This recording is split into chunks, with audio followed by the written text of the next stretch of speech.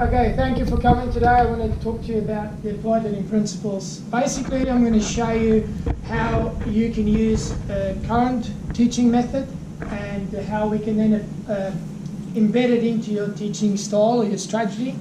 I'm also going to show you, I'll give you an example of how I use it, because for my assessment I looked at an issue that we have that's a common issue, which I'll discuss a bit later and show you how we can use it. But first of all, I want to show you the benefits that we've got. So some of the benefits we got is this, we said that our students need to take responsibility. This will actually help. It'll get them enthusiastic. It will help them to be, to feel better, because when we implement all 8 of the applied learning principles, they'll get the feedback and the sense of feeling better about how they do the things. It's going to help them develop new skills like problem solving, working effectively in groups and leadership and so forth. Also, we're going to help students going from school to work. It helps them with the transitioning there and fulfill the needs of the students. We know that students have got different learning styles and needs, so applying the 8 principles will help them in that. And then it helps, and it's used for theoretical and practical skills. So that's where we're going to be using it. If we look at TAFE Queensland, we do actually have a thing called the Educator Capability Framework. Some of you may or may not have heard about the Capability Framework. Basically what it is, it's a document that's written in plain English, outlining the requirements as a teacher for you in the different roles that we do. We know that our roles keep changing from here to here. We keep hearing people say, oh, I never used to be able, or never had to do this and stuff like that. So in the capability framework, they actually mention it 2 times. They say there that we need to use applied learning principles to make a strong connection between the theory and the practical.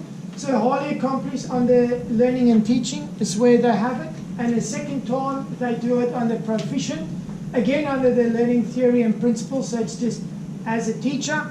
And then the third one is actually what I'm doing now, under the highly accomplished. It's actually where I share my knowledge with you guys about the applied learning principles. So basically you start off maybe as a transitioning, then you will get better to proficient, highly accomplished, and then leading. So that's basically it. So 3 times in the document they actually mention applied learning principles. So basically it is a requirement of us to use the applied learning principles in the system or in our teaching.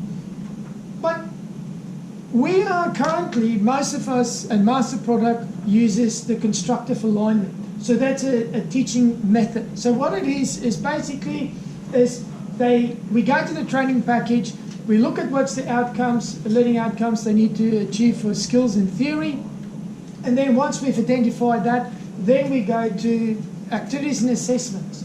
These activities and assessments are designed to fulfill those outcomes in the training package, which is what Master Product basically is doing.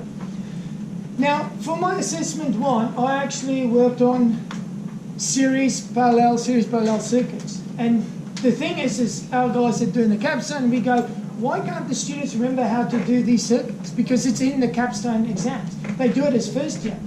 So I had a look at it, and we've all heard people or students say, did we learn this? Or I can't remember this. This is a long time ago. And the feeling is, and from my investigation, shows that they don't really knew, because I feel that the principles are missing. So in a nutshell, we've got these 8 learning principles, which I will go through individually. So if you look in your handouts, there they are, just simple as them, as a separate. And then when I discuss each one with you, you'll see that I've used an academic quote to emphasize what I'm trying to say. So the first one we look at is where the learners are at. Now, if we look at what Bode is saying, that people are at different levels. We know that, we can see it, we hear it all the time. So what I do basically, and what I do with those circuits when I teach them is I really start to learn to know the students. I ask them where do they work. Every morning for the first 15 minutes, we'll just have a bit of a discussion, talk to each other, build a rapport. What I do then is I start asking them for each topic before I start. I start looking at, okay, what do you know about this? Do you know series circuits? Yep, all right, let's have a look. Make a bit of a drawing, see if they know the formulas, go through it. If I'm feeling yes and they're feeling yes, because this is, again, it's a collaborative thing here, we need to find out, it's not me deciding that they are, but how do I know they're ready? So what I do is I get them to go straight to the topic questions, because for my document, I have topic questions at the end of each topic. So if I feel that they're good, I'll get them to start it, and that will then give an indication to the students where they're at, and for me where they're at. Now, I can either then move on, or I could redo the whole topic. So revision questions at each topic is a great way of doing it. You can even start off with an activity to have a go at what they need. That will also show the student, oh, okay, this is what I need to know for this one. Now, once we've established this, we go to negotiating the curriculum. Here, I look at the students. I've now already established what they know, and now we do it collaboratively. We have a look and we decide, okay, what can I do now? Can I move on, or do I need to hold back and then do the whole topic? If I'm happy to do the whole topic, I start from scratch, deliver it, and again I've got topic questions at the end, and then they can do it. What this means is if I don't have to do the topic, I have more time that I can spend now on maybe teaching them more with transpositioning.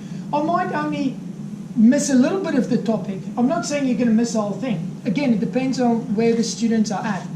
So again, I can make, I have more time now to go to things that they're having hard time understanding. I could even have more calculations, which I do, that are more challenging, to really challenge their skills and knowledge to see if they're really good at it or not.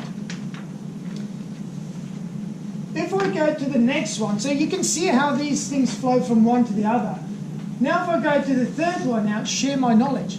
Now, people need to look at this, and it's about, it's a collaborative approach, this one. It's not just me sharing my knowledge. It's not a one-way street. It's a two-way street. And again, we can see they're even talking about scaffolding, because some of you might use scaffolding as a teaching method rather than constructive alignment, or a mixture of the two, or even more. So it's me sharing my knowledge, but I need to remember these students already come with experience as well. I need to allow them to share their experience, whereas you will see that later on this will help them to build their self-confidence as well. So I'm getting them to share it, because I've had students that were TAs, trades assistants, and plus it makes them feel good about it. It feels that I value their knowledge as well. And I have had many times where students just say something just a little bit different than what I do, and the other student that was struggling at the light bulb moment. So we need to utilise that. There's no use in not doing it, because it'd be silly not to. If I look at the next one, ALF 4, where it talks about community and real life experiences. Now again, we need to do activities at TAFE that represent what's happening outside.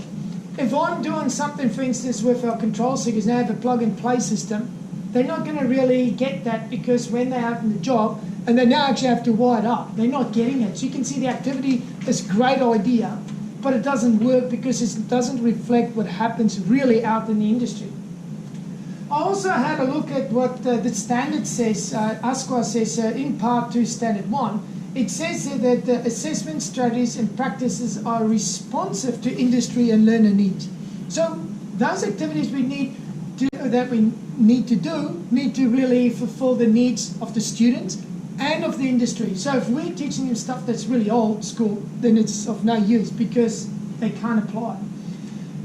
Our students, apprentices mainly, they're all doing service learning. And service learning, really, that if you look at Laverscraft, Bristol, NUB and Fisher in 2010, they basically said it's people that are learning on the job.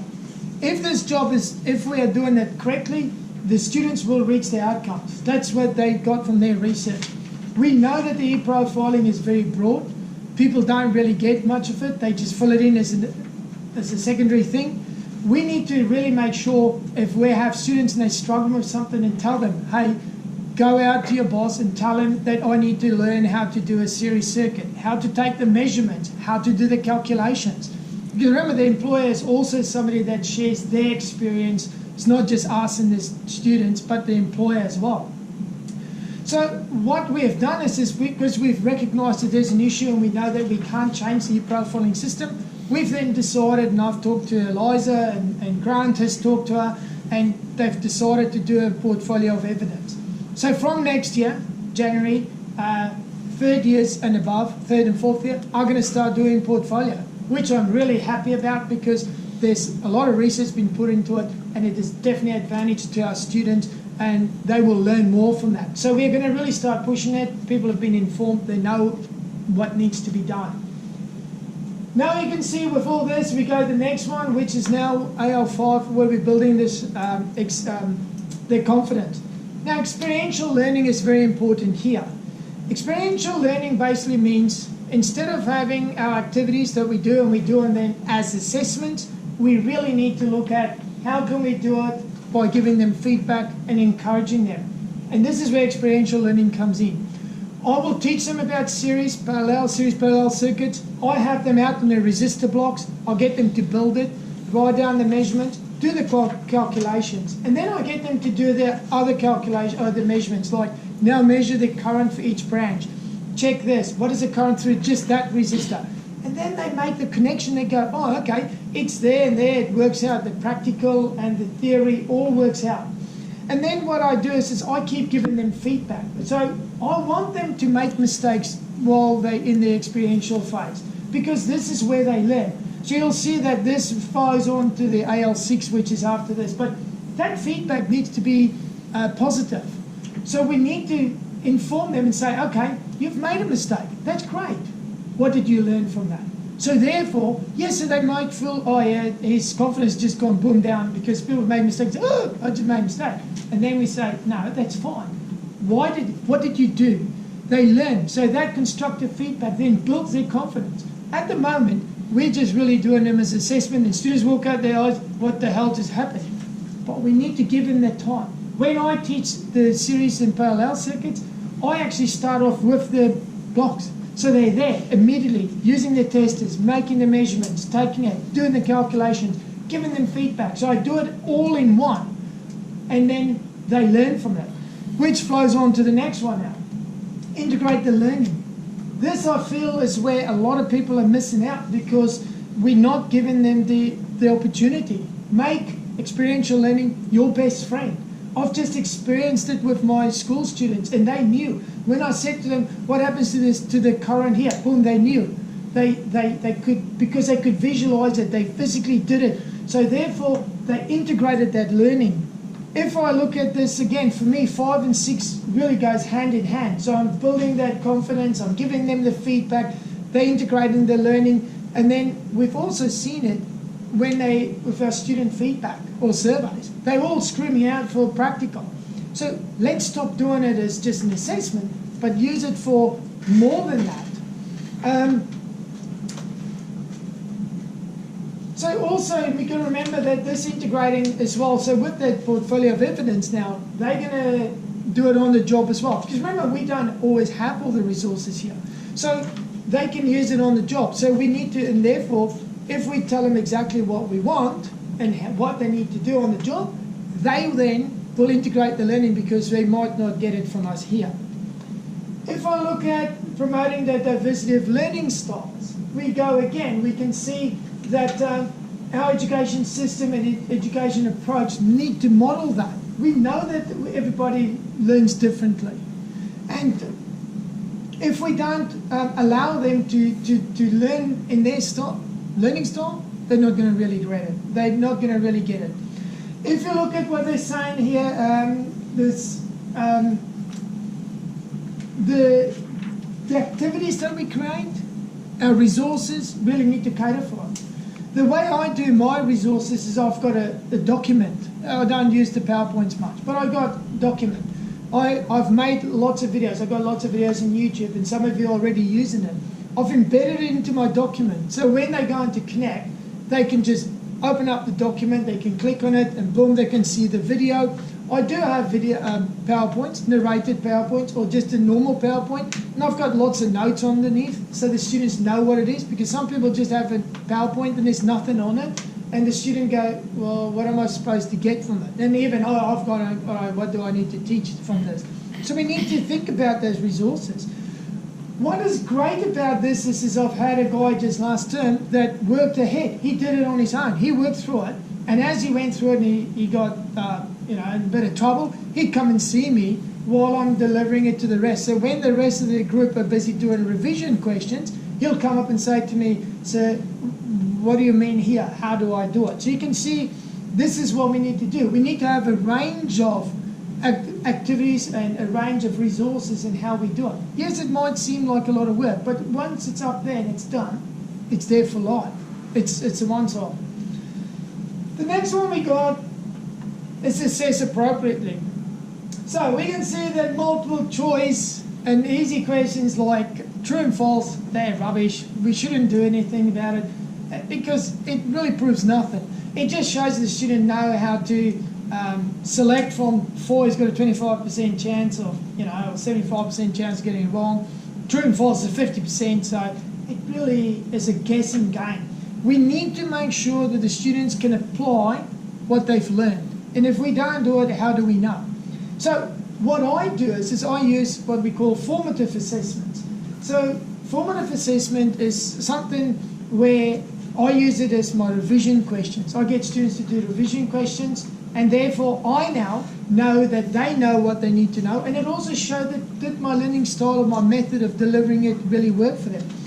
Kavunja actually says it very well. It says the goal of formative assessment is to monitor students' learning, to provide ongoing feedback. So you see, now if I go and they do it and I can see, the student didn't understand this, now I can give them feedback to get them back on track. It says, and feedback that can be used by instructors to improve their teaching, so my teaching. So maybe I'm thinking a little bit up here, I need to bring it down a little bit, make it more basic to get them onto the same level so they understand it more. And this is now where AL3 comes in, share the knowledge. Other students share the knowledge. You can see how all these things just, they overlapping all the time. What I would like to see in the two subjects that I've designed, I've made it that I am assessing them more on the practical. My exams, if you look at it, it's like 30 questions. So I'm assessing them when they're doing the practical activities. So that to me is a way better way of doing it. And that way I actually know, do they know how to do this? Because if I don't, how am I going to know that they're going to be able to go to the job and then do it from there? I believe that if whatever method you take, that you use for teaching, and you implement these 8 learning principles into that, because I'm not saying you're changing your way of teaching, you use your same method, but you keep thinking about these principles, and you see, did I hit all 8 of these? I believe we will make great happen. Isn't that what TAFE is all about? Make great happen. We can do this by doing the changes. The other thing that I want to that we can do is this. I'm here, there's other people here. If you need help to come and think about these things, come and see us. Josh is here, John is here. We are happy to help you guys do it.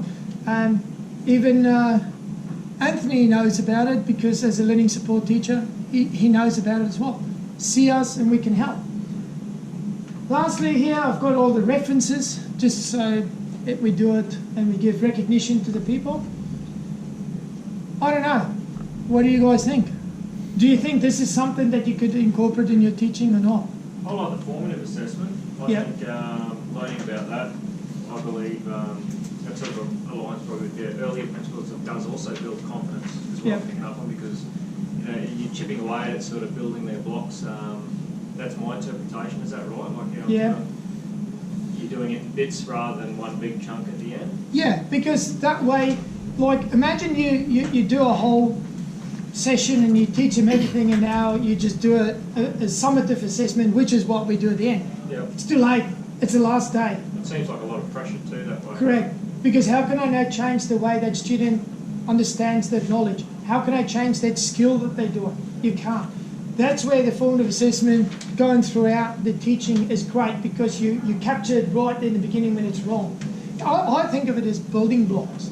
That's how I see it. You miss a building block, if you don't fill that gap, it's always there. So yeah, I think that's a... I like that you can at all like you said, it all integrates with each other. I think Yeah. if you're doing one thing, I like to always use the experience, and first thing when I walk into a classroom is that some guys are more current in what I'm teaching than what I am.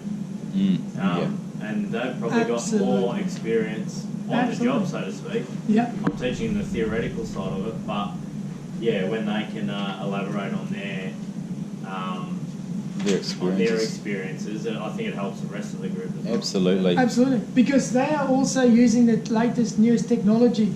Like the other day, I had fridges in there and they were talking about stuff. I go, got no idea what you're talking. Tell me about it. Yeah. So, and you could see the student was like, he's like shining, like wow. And he was telling the whole class, which was great. Absolutely. Also, I think your learning principle 5 you spoke about, the experiential learning. Yep. You're saying that how they almost become, it takes the onus off you assessing them, they sort of learn from their own mistakes. Absolutely. I like that idea, how you approach that in your class. You see, when I do the experiential learning, I've had students, so when I do my document, my activities, I've actually got instructions for the students and for the teacher. I actually, when I'm doing it, I say to them, here's all the information, you go. Because I said, and they go, but you need help. No. I want you to learn, because on the job, you need to be able to take a job card or instructions and then wire it up or connect it up that way. And that builds that confidence, so that next time when he's on the job, he's going to be able to do it, because he goes, oh yeah, I've done it at TAFE, I can do it. So it's a good, it's a good one. I quite like the different learning styles. So putting together resources with the putting together PowerPoints that had you're reading along. Yep. So you actually knew what was going on. Yeah. So guys can jump ahead of the class, Yep. and everyone can go their own pace but still understand what's going on. So See, I'm not, and that's a good point, because I'm not saying that PowerPoints are wrong. PowerPoints can be used, but have enough information so that the student can, at his own pace, learn. Absolutely. So you can either do, like I've done narrated once, because different learning styles. So I do narrated, then I have one with notes. It was a lot of work, but it's done. As the training package, which is now going to change, I just make the amendments and as you said, once it's all loaded up, it's done. It's done. It's Absolutely. That's what we need. Yeah, Well said. totally agree. And anything else? Yeah, I'll make a couple of comments, Neil. Yep. I would say, like, having 8 applied learning principles, I know this is quite an established thing that the TAFE has kind of adopted. Yeah. I think that's a sort of manageable amount of points that people can take as like good practice and refer to. Like when you look at it, a lot of it is from, well-established underpinning kind of theory from different schools of psychology, educational psychology and research. Yeah. So I think that's really good because it's kind of manageable. Yeah. You can look at that and it's a pretty handy reference. Absolutely. So that's good from that respect. I think the difficulty probably for most teachers would be formative assessment and all of that kind of side of things, and drawing on people's experience is all fantastic. Yeah. I would think the thing that in this environment is really difficult is the fact that if you see where the kind of methodology and the underpinning principles that competence-based assessment is based upon, doesn't always sit that comfortably with some of the principles. It can kind of make things more challenging to do when you're assessing in that way, to predetermined criteria. Yes. Because the assessment tends to drive things rather than, or can tend to, rather than the learning driving things. Totally. And I still think that this is where, when you do the practical assessment, to have it as an experiential. With my fridges, when I take them up, and it's only because I have the freedom to change it. When we go up there, I have 2 days of practical, and I say to them, you now work through it. Read the instructions. If you can't, ask a mate. If you don't, come and see me. So I get them to practice it, and I say, work through it. When you're feeling confident, you call me to come and have a look. So when they then have that, and I must admit that was a lot of work, and I did it also when I did my uni, I actually made a assessment tick list or a criteria list of things that I wanted to see. But I must say, the more I've been doing it, I know what to look for now. And yes, I'm still amending it sometimes. I will put something in or take something out, but that gives me an idea. But every student, so when I'm doing this experiential learning and the assessment, I always have a second teacher. So I'm always asking for that. There's no way you can do it when you have 15 or 20 students. You forget it. You're right. We need more people, and that's why I have, even if I have 10 people, I'll get a second teacher to help me, because I want them to have that authentic, the whole person, the Employer Learning 7, where I want the whole task, the whole person. They need it. I don't do demonstrations as an assessment, and I don't get people to buddy up. I don't. So my assessments are done, and that's why I allow enough time. So I give them the time to practice, and then I assess them on it once they tell me they are confident. But again, it took me 3 years to get the extra time. So yeah, you've got to negotiate with the Well, I think the institution. positive thing about it is I haven't spoken to you before, where you were saying, oh, you know, maybe I'll do a practical element earlier on. Yeah. I think, like, traditionally, a lot of people may think, okay, summative assessment, you know, in other words, the theory, summative assessment, and then a prac at the end. Yeah. Whereas if even people just think like, okay, well, it doesn't necessarily have to follow that sequence at all. You can do things in a different order. There's no reason why you can't do theory. Yeah. Sorry, why you can't do prac Yeah. and then underpinning theory. Yeah. So to get away from that kind of convention. Yeah, and that is a problem I find. I found a lot of people do the exam and then do the practical at the end. My feeling is that when they do the prac, that's when they integrate that learning. And we need to think outside the square. It's because when a lot of us start here off as a teacher, you have a mentor, that guy does it, and guess what? You're just going to follow their way. And we need to go and think outside that square. And that's what I've been trying to push. When you look at my J194 where they do the series parallel, and that I do in day 2, I do half of the prac, and then I do the day before the exam, it's a whole day of prac again, and then the last day. So you've got to think of it this way, every topic I have revision questions, which I see as a formative assessment, and then at the end, the morning before they do, I will do another revision questions again, as another form of formative assessment. And then in the afternoon, I'll do the summative at the end. So at that stage, they've had the prac, where I've given feedback. I see it as a formative assessment, and then do the actual assessment. The topic questions at the end, it's a formative assessment. And then again, I do it in the morning before. So to me, I feel 3 times they've done a formative assessment. So we need to think about, because sometimes people think formative assessment needs to be a proper exam and all that. It doesn't have to be. It could be like a Kahoot even, whatever you feel you come up. I think anything that you do outside of different, it kind of like captured a little bit, you'll see some difference. All right? All right. Recording. That's fine. All right, anybody else? Your phone's about to catch on fire. Cool. Yep. Well, Stupid fuss.